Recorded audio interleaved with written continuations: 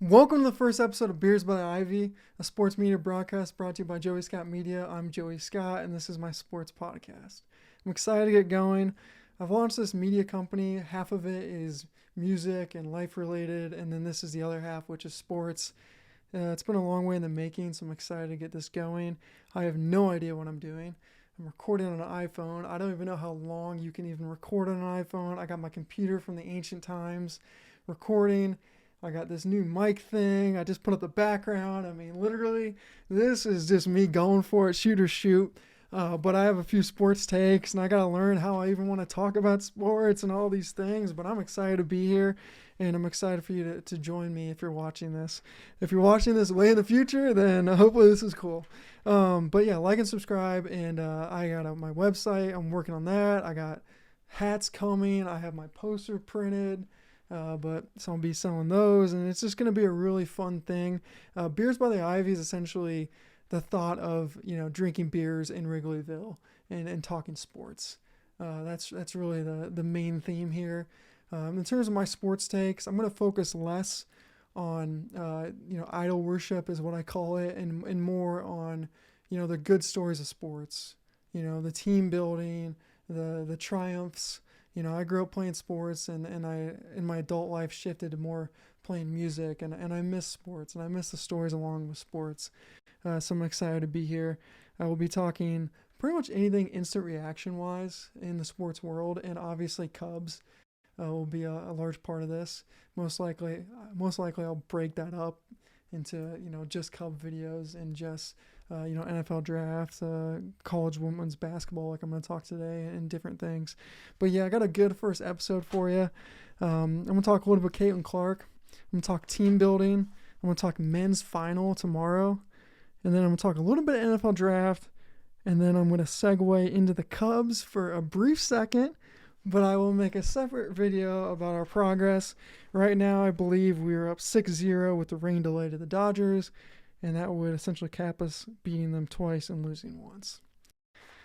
So Caitlin Clark, right? I think she's been the hot story in the sports media world, and rightfully so. There was a shot she took today, and the announcer said "from the future," and I think that's great. And I love the idea that women's sports is getting the hype, mainly because they try and full effort, and I really see the teamwork in women's sports, and that's essentially what I'm going to talk about today with this Iowa team. And I know they lost to South Carolina, but there's so many things I loved about Iowa that I was essentially rooting for from the jump.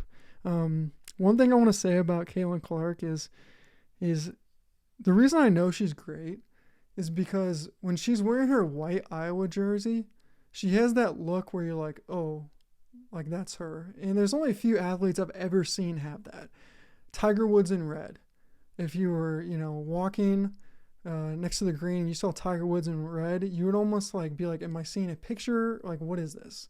And, Michael Jordan also had that. So there's very few athletes that have that legendary look in their uniform, and Caitlin Clark is one of those folks. Okay, let's jump into the team building. So there's a famous quote by Herb Brooks, and it's not looking for the best players, looking for the right ones.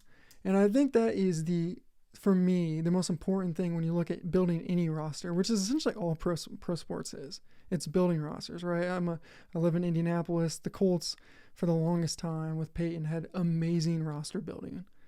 That's one of the things that made them so great over the years, to be able to win 14 games every year, right? I mean, Peyton, of course, but let's be real. There's a lot of good talent on that team too. So with the Iowa team, I want to call out a few things, and these are just simple ones, but I think for anyone out there building teams, ask yourself, what are the exact fits we need, and what are we looking for?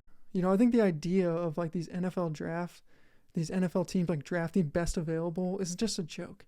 Look at the Lions. We need a linebacker, they went out and drafted a linebacker. We need a running back, they went out and drafted a running back. And so, and when both those players got picked last year, everyone's like, "Oh, those are too high. You're too high. Drafted too high." I don't even know what too high is. Draft the person who fits your team. So let's jump into it. One, I want to call out the coach of Iowa, Lisa Boulder. I think one thing she did really well in her structure of her team is she lets the natural personalities of her players rise on the court. Meaning she doesn't force people with less assertive personalities to take assertive roles. And so her team had a very balanced attack of essentially demeanor across the board. That was a natural fit. Because look, especially against South Carolina, I mean, LSU last year, South Carolina last year, I mean, their team and their talent is so less than these other teams. But I just feel like, yeah, obviously they have the best player. But two, their fit was so well. They're like molded together in the perfect way. And so I thought, shout out Iowa's coach for that. And I want to walk through this. And I think this is the winning formula that every team, every group of people needs across any organization. First, you need a star and you need a rock star. I think that's apparent. I don't think you can be I don't think you're going to be mediocre without it. I think that's the most important thing. So you had Caitlin Clark. Next, you had this awesome lady named Kate Martin. And I call it the strong number 2. I mean, she was one of the only people on Iowa that could actually get a bucket by herself. Next, Gabby Marshall, the glue in the heart. I absolutely loved watching her play because she was not very tall, but her heart, her effort in making all the smart plays was just apparent. So the heart and the glue. And then this is always, to me, an underrated one. And this is why I love to see companies still like hire out of college. Starkly.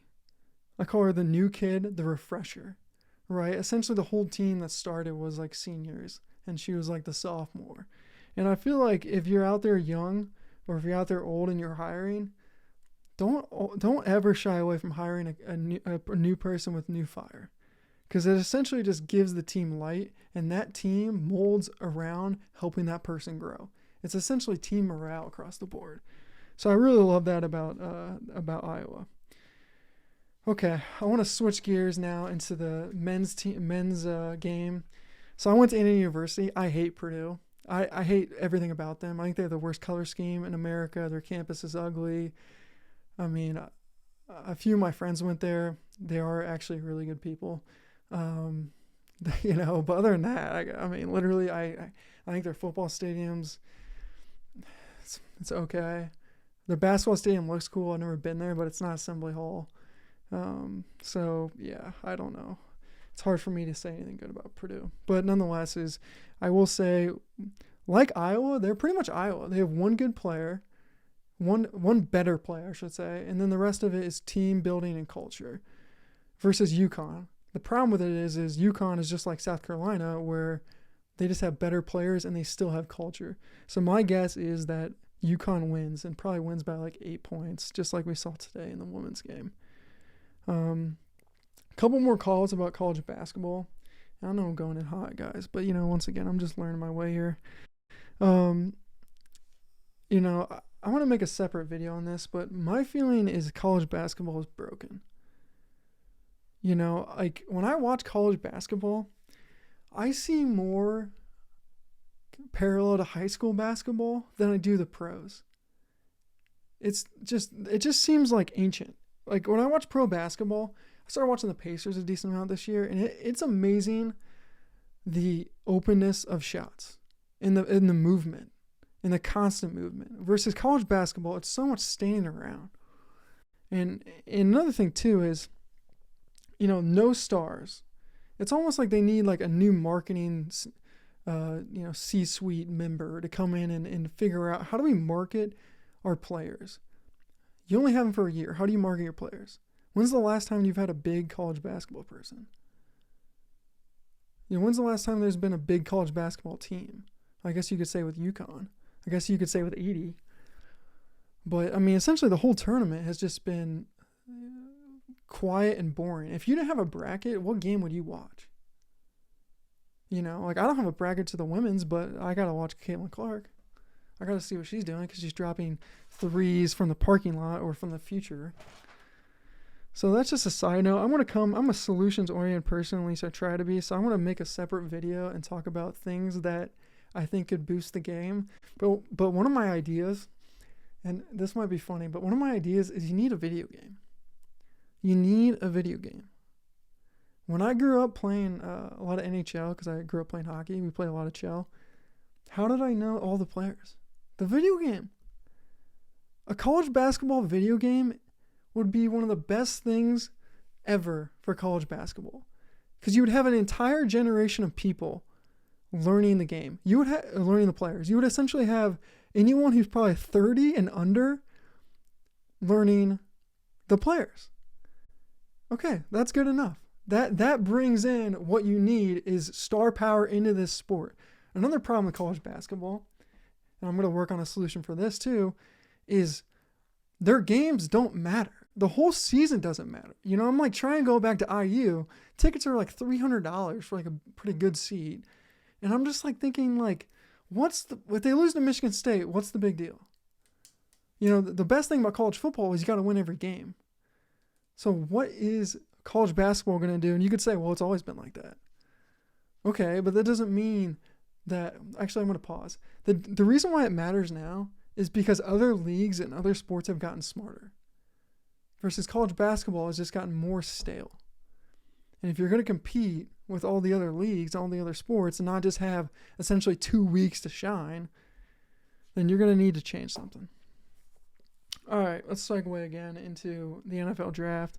I'm going to have a lot of content going on about the NFL draft. I really look forward to like talking through the players and what I'm seeing in terms of what I see on tape and what I see through interviews and in leadership styles and all that kind of jazz that I'm going to dive into.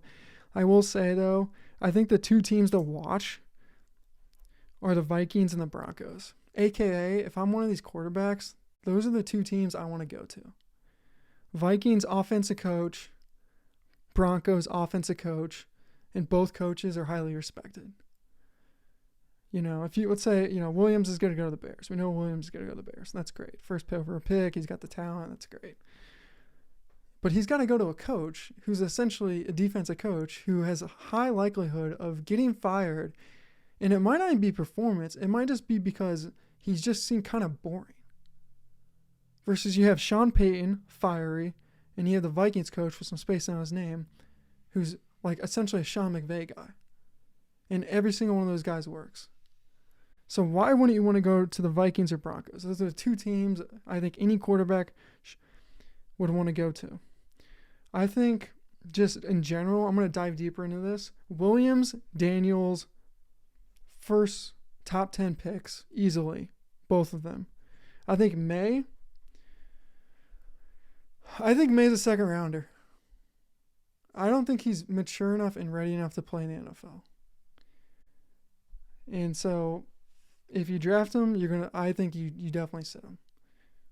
I think there's no doubt about it. I think that's in the best for his future, and I don't really even see what anyone's saying about him being ready to play. I think that's a joke. I think the tape is going to, when I do the deep dive of the tape, I think that's what I'm going to end up saying, but that's what I'm saying right now too. Penix is my third quarterback off the board. I don't really understand what you don't like about him. You could say, well, he doesn't throw in the first, 8-yard throws. His 0 to 8-yard throws aren't good enough. I'm like, I don't really think that's going to be that difficult for him to learn the footwork to throw 8-yard throws perfectly. If he can throw the deep ball, then I'm pretty sure he could learn how to throw 8-yard throws. His anticipation throwing has been, to me, rock solid. The team that I like for Penix is actually the Dolphins. I think the Dolphins would be the best team for him to go to. Other than that, obviously the Vikings and the Broncos, like I said earlier, but I would love him to go to Miami. I think that would be an absolute blast. McCarthy, I'm gonna save my tongue on McCarthy, and I'm gonna save my tongue on Nix. Yeah, those are two guys I just need to watch more. I mean, I watched McCarthy a lot in college, but at the same time, he didn't really throw the ball, so I don't really know. His grade is going to be rather relatively challenging. Okay, let's talk about the Cubs just for a couple minutes, then we're going to wrap up episode 1. Once again, I appreciate everyone listening. The Cubs, they're about to go 6-3 in their first 9 games. I'm going to say that they finish out the homestand with the Dodgers and go 2-1. That's pretty good. The one thing I like about this Cubs team, is the fact that they're not scared to go to the plate. And I love that. It's almost like when the opposing team maybe gets 3 runs in the inning, these guys are crowding the plate, fiercely looking for their pitch. And I feel like in the past, I haven't seen that of teams. The one thing that bugged me last year about the Cubs was our pitchers didn't have that intensity. Right? Our bats pretty much had that intensity, but the pitchers, it just seemed like you get to the 4th, 5th, 6th inning, we would just be losing the game. Our stars would do good, and then our relievers go in there without the intensity needed to compete at the level which the players are playing. So that's one thing to keep in mind. And once again, I'm keeping it short because this is episode 1, and I'm going to make a whole separate video with a separate agenda about the Cubs. I will say I have a subscription to Marquee, the Cubs channel, essentially. There's this thing called Road to Wrigley. If you're a Cubs fan, you have to check out Road to Wrigley. It's essentially Red Zone for the Cubs minor leagues. And they have 3 analysts who really understand the prospects, and they essentially go from game to game, key highlights, and talk through the prospects, and it is utterly awesome. So I recommend if you're out there and you're a Cubs fan, I definitely recommend you checking that out. Okay, well, I think this wraps things up. I appreciate you listening or watching first episode of Beers by the Ivy. We will definitely get better next time, as the Pardon My Take guys say, my PTI guys say. But nonetheless, thanks again, and we'll talk soon.